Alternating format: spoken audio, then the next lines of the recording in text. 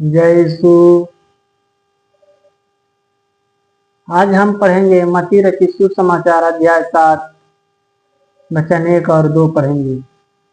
दोष मत लगाओ कि तुम पर भी दोष ना लगाया जाए, क्योंकि जिस प्रकार तुम दोष लगाते हो उसी प्रकार तुम पर भी दोष लगाया जाएगा, और जिस नाप से तुम नापते हो उसी नाप से तुम्हारे लिए भी नापा जाएगा।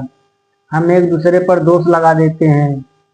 हमें दोष लगाने वाला नहीं, हमें क्षमा करने वाला बनना चाहिए, क्योंकि परमेश्वर के आज्ञा तोड़ना ही तो पाप है। हमें हर एक मनुष्य पापी है और पाप का सजा सिर्फ मृत्यु है।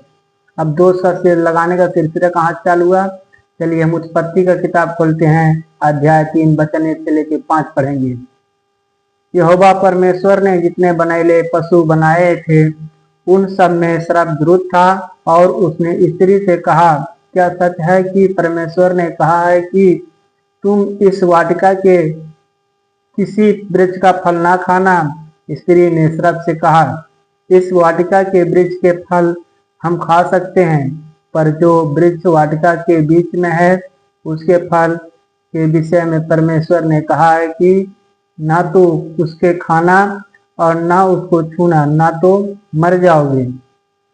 तब श्राप ने स्त्री से कहा, तुम निश्चय ना मरोगे, वरना परमेश्वर आप जानता है कि जिस दिन तुम उसका फल खाओगे उसी तुम्हारे आंखें खुल जाएगी और तुम भले बुरे का ज्ञान पाकर परमेश्वर के तुल्य बन जाओगे। हालेलुया। हम श्राप ने क्या किया? स्त्री को बहकाया। किसको बहकाया? हव्वा को।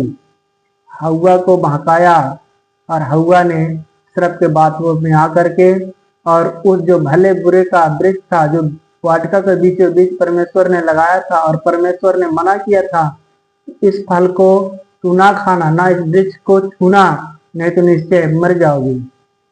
लेकिन हव्वा ने परमेश्वर का बात ना मानी, वो शैतान श्राप का बात मानी और उस फल को तोड़ी, खुद भी खाई और अपने पति को भी खिलाई। और जब वो दोनों ने उस फल को खाया, तभी वो दोनों का जो महिमा का वस्त्र था वो उड़ गया, गायब हो गया।